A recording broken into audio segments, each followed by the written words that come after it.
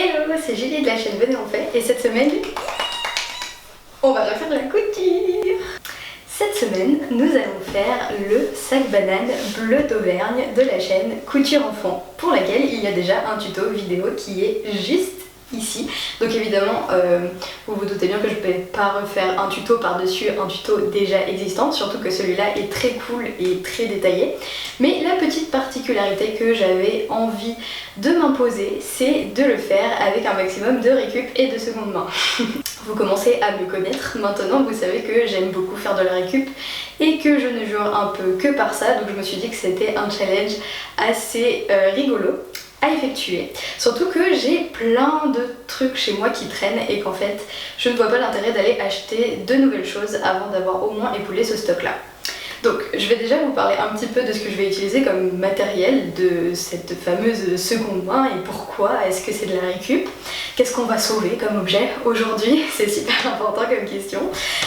Et ensuite je découperai le patron papier en vous parlant peut-être un petit peu plus de cette super chaîne YouTube qu'est Couture Enfant. Donc qu'est-ce que je vais utiliser comme matériel de seconde main? C'est très simple. Alors, déjà pour mon tissu principal, il fallait un tissu assez épais, type ameublement par exemple, mais je trouve que le jean ça correspond parfaitement à ce type de tissu épais. Et j'ai de la chance, c'est que j'ai des fournisseurs particuliers qui sont tout simplement mes amis à qui j'ai dit qu'il valait mieux ne pas gâcher de tissu et ne pas jeter de tissu. Donc je récupère pas mal de vêtements qui sont très abîmés, qui ne sont plus capables d'être vendus, qui ne sont plus assez en bon état pour être vendus ou même donnés parce qu'ils ne peuvent plus vraiment être portés à moins de les retransformer. Donc j'ai une bonne grosse pile de jeans bien abîmés qui ont des trous. Donc par exemple celui-là, je sais pas où c'est mais voilà, il y a des gros... Bon... à moins d'en avoir fait un short, on va essayer de lui offrir une seconde vie en le transformant en sac banane. Pour le reste, j'ai envie d'essayer, alors là j'espère que ça va marcher, j'espère que je vais pas encore me mettre dans un truc totalement infaisable. Coucou la vidéo de la casquette. Si vous n'avez pas vu la vidéo de la casquette, vous ne comprenez pas sûrement pourquoi je fais référence à ça, mais j'ai ultra galéré sur cette casquette. Je vous mets le lien genre juste ici, comme ça vous pourrez témoigner de cette galère. Je disais donc que pour la sangle, j'ai envie d'essayer de réutiliser... Bon bah super. J'ai envie d'essayer de réutiliser cette vieille ceinture qui est complètement défoncée aussi. Ici, elle est complètement déchirée. Donc en fait le but ça serait de la découper juste là et de la réutiliser en sangle pour la porter. Je pense qu'elle est assez longue et assez épaisse. J'espère que ça marchera. J'espère surtout qu'en fait ce n'est pas trop dur pour passer dans la machine à coudre. C'est surtout ça. Sinon peut-être que je pourrais faire un point à la main. Je ne sais pas, j'essaierai. Vous allez voir ça avec moi de toute façon. Pour le biais, c'est simplement du biais que j'avais acheté pour faire d'autres projets et il m'en reste assez, donc c'est une chance. Pareil, ça c'est un tissu que j'avais acheté pour d'autres projets et dont il me reste des chutes pour faire la doublure, donc l'intérieur de la banane. Et j'ai deux fermetures éclairs qui ont aussi été récupérées sur d'anciens objets. Alors celle-là est un peu trop longue, mais je pense que dans le tuto de toute façon, il coupe les morceaux dont il n'a pas besoin. Donc potentiellement il n'y aura pas de souci. Et l'autre qui a appris à voler, ou à faire la chute libre plutôt, a été endommagé quelque part et je l'ai récupéré parce que justement c'est le bon tuto pour l'utiliser parce qu'elle est un peu plus longue que ce qu'elle demande, que ce que le tuto demande, pardon. Et les bouts vont être coincés en fait dans du tissu, donc il n'y aura plus besoin des petits, je sais pas comment on appelle ça, mais ce qui stoppe en fait la fermeture de sortir. Voilà, tous ces objets qui vont servir aujourd'hui plutôt que de finir à la poubelle, et ça c'est super cool. Donc je vais commencer par découper le patron papier hein, comme d'habitude, et en attendant je vais vous parler un petit peu de la chaîne Couture Enfant, qui est une super chaîne YouTube si vous voulez commencer la couture.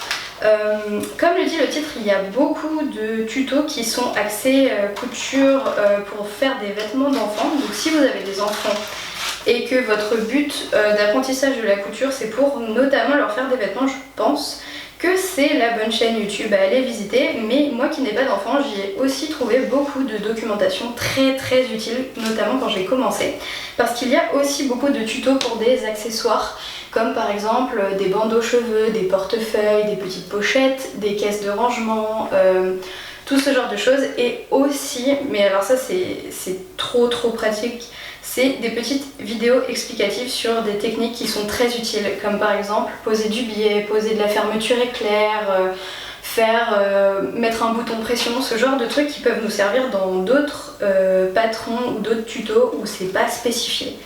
Moi vraiment je l'ai visité un grand nombre de fois quand j'ai commencé la couture au tout début, et vraiment ça a été super utile.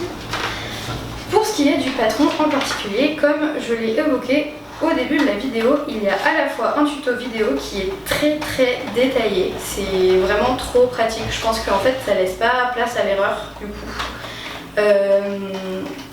Ainsi que des instructions écrites en PDF avec le patron, donc pareil en fait, si on préfère regarder une vidéo que ça soit montré ou qu'on préfère lire parce qu'on n'aime pas trop, mettre sur pause, revenir, plus savoir où on en était, etc.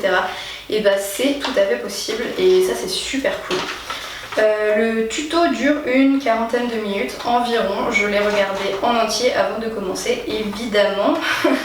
Je sais que souvent on a la flemme de faire ça, mais en fait il faut le faire parce que sinon si la personne elle change des trucs dans le tuto à la fin qu'on n'avait pas vu au début, enfin ça arrive quand même relativement souvent et quand même c'est super cool. En plus c'est l'exemple parfait parce que là justement Julien donc, qui tient cette chaîne change quelque chose à la fin où on doit poser du biais et en fait il se rend compte pendant qu'il est en train de filmer qu'on aurait pu le poser une ou deux étapes avant et ça nous aurait évité un petit peu du tracas, du souci.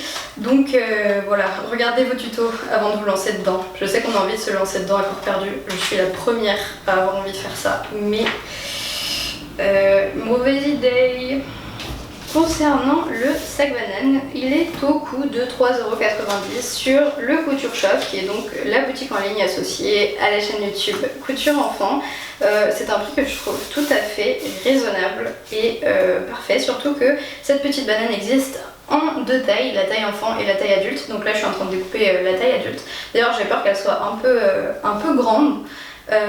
Mais bon, c'est pas grave, au pire comme ça je pourrais mettre tout ce que je veux dedans, mon téléphone, mon portefeuille, mes clés, une chèvre, je sais pas. Et il faut aussi savoir que elle est en deux tailles. Mais c'est pas possible, ça fait 2 fois que j'oublie la fin de ma phrase. Ah oui, voilà, et que 100 ans après, et qu'il y a 2 pochettes, donc en fait elle est séparée en 2 avec 2 rangements et que dans l'un des 2 il y a aussi une petite poche, donc en fait elle est très détaillée quoi, c'est pas juste un sac avec une seule poche, ce qui est très bien, hein, un sac avec une seule poche, mais là quand même je trouve que le patron vaut largement son prix. Et en plus comme je vous disais que j'avais beaucoup consommé de vidéos de couture enfant pour apprendre à coudre, je suis contente de aussi pouvoir soutenir cette chaîne de manière financière sur son shop. Voilà, c'est tout. C'est tout ce que j'avais envie de dire. Sur ça, je vais finir de découper le patron et je vous rejoins ensuite pour découper le tissu. Après, je vais avoir passé un petit coup de fer à passer parce qu'il en a grand besoin. Ça, c'est le dilemme dans ma vie, c'est d'essayer de garder toutes les chutes de tissu pour en faire quelque chose et d'avoir des patrons où on jette des chutes de papier comme ça parce qu'on sait pas quoi en faire. Si vous êtes aussi couturier, couturière amateur, débutant comme moi et que vous arrivez à réutiliser vos chutes de papier, je serais hyper contente de savoir comment. Laissez-moi un commentaire pour me dire parce que vraiment ça m'intéresse. Vous avez remarqué que c'est encore un patron avec plein de petites pièces, mais genre 1 millier de petites pièces.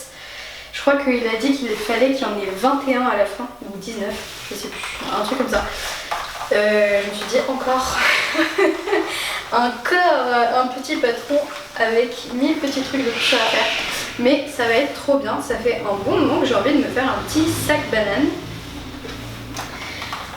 Ça fait un bon moment que j'ai envie de me faire un petit sac banane et évidemment comme à chaque fois que je veux quelque chose, il faut que je me pose la question mais pourquoi est-ce que je l'achèterais? Pourquoi je pourrais pas le faire moi-même? Et bien voilà, on en est là. Ceci dit, pour le truc des petits patrons, vous en faites pas, je pense que très bientôt, relativement bientôt, on va aussi faire de beaucoup plus gros patrons sur la chaîne. En tout cas j'espère, c'est un peu un projet.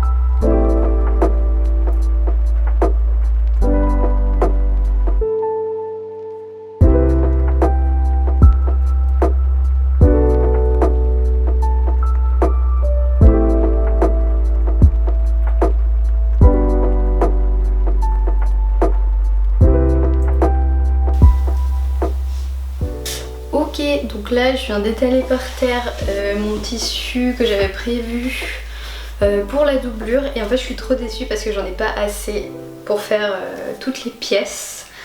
Mais du coup c'est pas grave, on va reprendre le tissu que j'avais pour la casquette parce que ça j'en ai plein des chutes. Donc voilà, je suis un petit peu déçue, je trouvais que ça faisait une trop belle doublure. Mais bon, c'est pas grave, c'est la vie.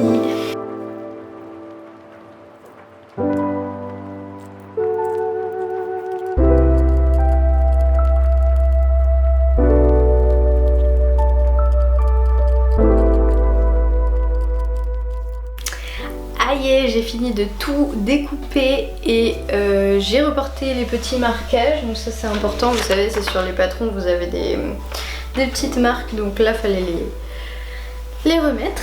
J'ai fait tout ça, donc ça y est on passe à la couture, je suis très contente. J'ai vu que la première étape c'était d'ajouter la fermeture éclair sur l'avant, donc écoutez comme ça on commence par le plus chiant, hein. La fermeture éclair c'est vraiment pas la partie la plus facile ni la plus amusante je pense, donc c'est bien de commencer par ça, même je sais qu'il faut en poser deux, hein, donc il y en aura un autre à un moment, mais voilà, je vais commencer par faire ça. Et puis bah je sais pas encore trop comment filmer ce vlog, si je me filme en train de tout coudre, si je me filme un peu en train de coudre et puis que je reviens vers vous dès que j'ai des petits problèmes ou des petits trucs à dire, et puis bah je vais voir ça au fur et à mesure je pense.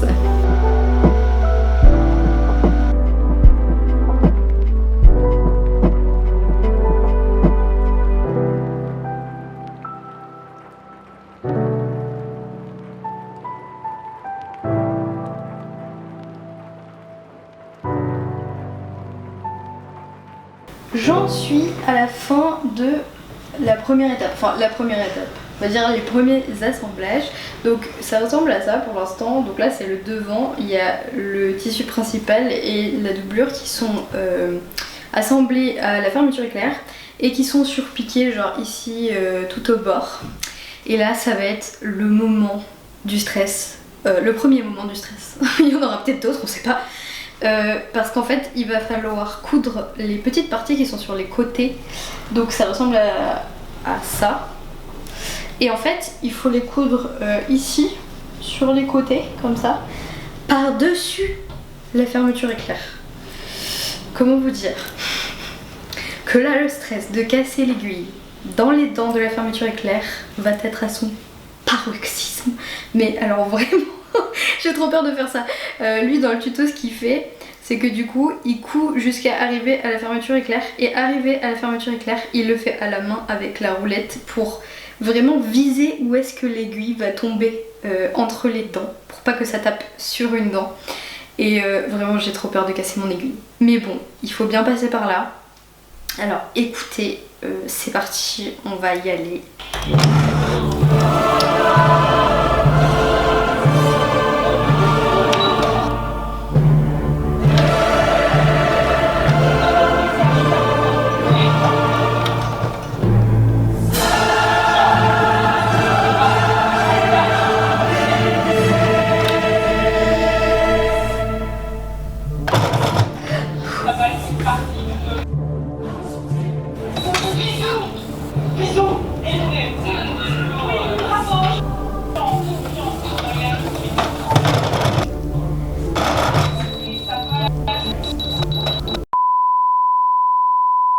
On a réussi les amis, on a réussi. One eternity later.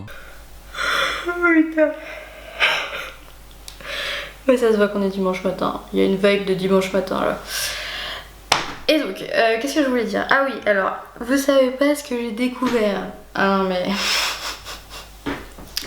Je m'en veux, je m'en veux. Incroyable, vous le sentez là que j'ai fait une connerie hein. Donc hier soir, je voulais continuer un petit peu la banane et je me suis dit que comme le dos c'était les mêmes étapes que le devant, je pouvais les faire et qu'ensuite je continuerais de filmer le reste en fait d'étapes d'assemblage. Du coup j'ai commencé à faire l'assemblage de mon dos, tout ça, donc voilà, j'en suis là. Et là je me dis il faut faire les petites pièces de côté. C'est bizarre, quand je les mets comme j'ai fait sur le devant, c'est vachement court. Vous la sentez venir ou pas? Et donc qu'est-ce que j'ai été faire? J'ai été vérifier dans le tuto bien évidemment. Et en fait je me suis trompée de sens, je me suis dit mais c'est bizarre quand même, lui sa banane elle a une forme vachement harmonieuse là dans les coins, c'est beaucoup plus court et tout. Ici là il y a un angle, c'est pas genre dans la continuité. Et en fait c'est parce que j'ai cousu en gros comme ça. Je suis floue, j'ai cousu comme ça. Alors qu'il fallait coudre avec la partie longue contre la partie comme ça. Donc forcément une fois qu'on replie, et ben c'est vachement plus dans la même bonne forme. Voilà, donc vous devinez ce que ça veut dire? Ça veut dire qu'il faut que je défasse toutes mes coutures ici, donc mes surpiqûres plus la couture qui tient les deux morceaux, et que je refasse ces deux coutures là, et que du coup ça veut dire qu'il faut que je refasse l'étape de la mort encore 2 fois de plus, alors qu'il fallait déjà les refaire pour le dos, où il faut passer l'aiguille entre les crans de la fermeture éclair. Voilà, je suis joie. Du coup bah écoutez, je vais faire ça et je vais, comme on est dimanche matin, je vais défaire ces petites coutures là en premier en regardant une petite série ou des petits dessins animés du dimanche matin, hein, parce que le dimanche matin c'est clairement fait pour ça.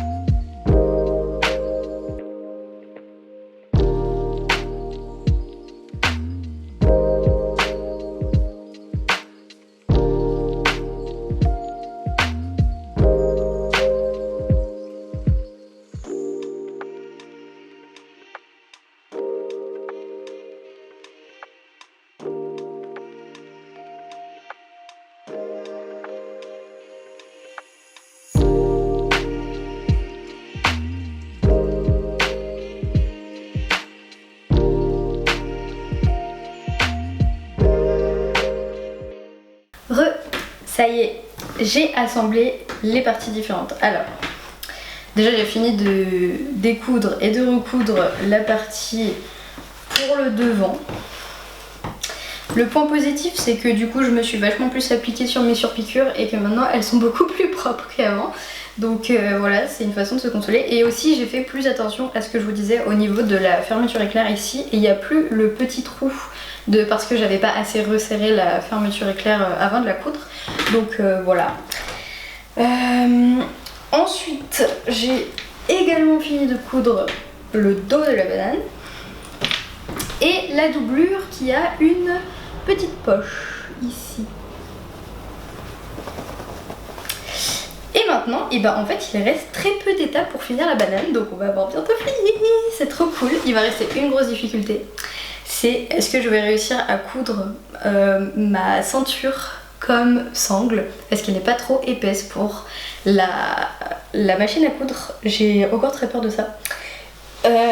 Une fois la difficulté des fermetures éclair passée, ça va être la difficulté de la ceinture, mais bon. Écoutez, je vais essayer. Ce que je vais faire, je pense, c'est que je vais faire comme le conseil que Julien a donné dans sa vidéo pour les fermetures éclair, qui est de s'arrêter et de y aller avec la roulette point par point. Comme ça, si je sens que l'aiguille ne passe pas au travers de ce truc-là, qui a l'air d'être une sorte de simili-cuir assez mou, assez... je pense que ça se transperce, mais juste j'ai un petit doute. Ce que je pourrais faire, c'est que soit j'arrêterai la couture, je le ferai à la main avec une grosse aiguille, soit en fait rien. Je pense que c'est la meilleure solution pour essayer de faire ça. Sinon je renoncerai et j'achèterai de la sangle et un petit clip là. Mais j'ai vraiment envie d'essayer de réutiliser cette ceinture pour éviter qu'elle ne finisse à la poubelle. Donc on va faire tout ce qu'on peut pour ça. Donc voilà, prochaine étape, commencer à assembler. Si je me trompe pas, il va falloir donc assembler le dos avec cette doublure là, puis une autre, puis ensuite mettre le dessus de la banane qui ressemble à ça, donc pour qu'elle ait sa forme volumineuse. Et du coup, écoutez, on y va.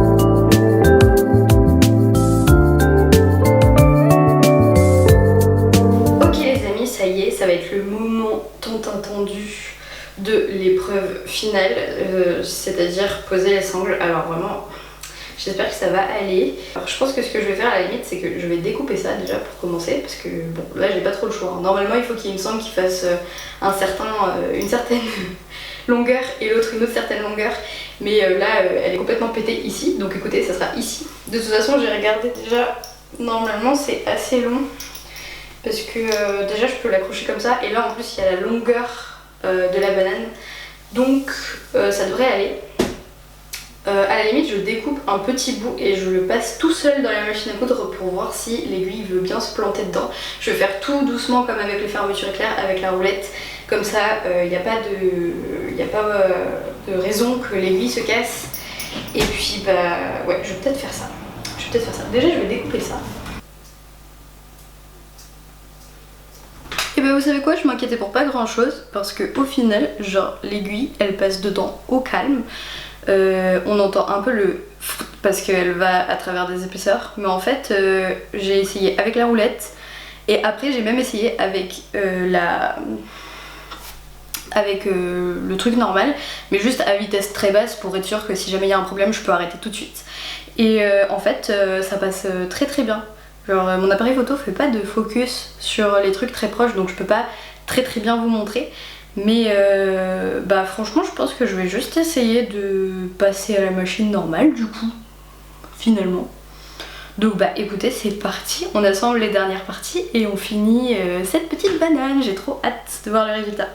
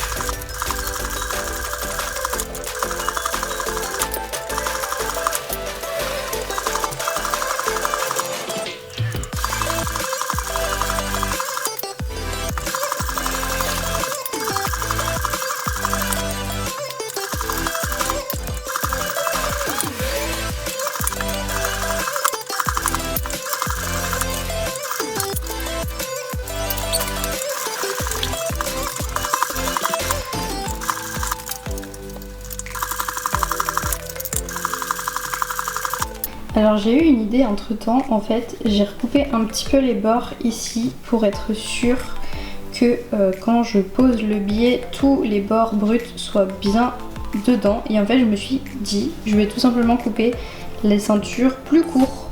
Comme ça en fait l'aiguille n'aura pas à repasser dessus quand je vais mettre le biais. Donc finalement ça s'est super bien passé cette histoire de ceinture. Donc voilà, je pose le biais et je vous montre le résultat.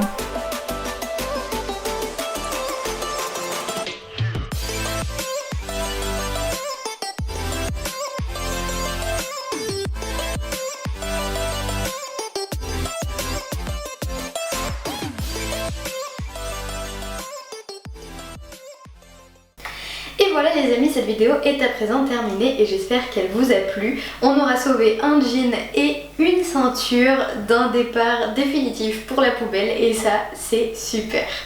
Si la vidéo vous a plu, je vous invite évidemment à mettre un petit pouce bleu et un commentaire pour me le dire et surtout à vous abonner, c'est le plus important. N'oubliez pas non plus d'aller visiter la chaîne Couture Enfants Débutants. Si ça vous intéresse, vous y trouverez de super vidéos. Sur ce, je vous dis à la semaine prochaine et en attendant, portez-vous bien. Salut!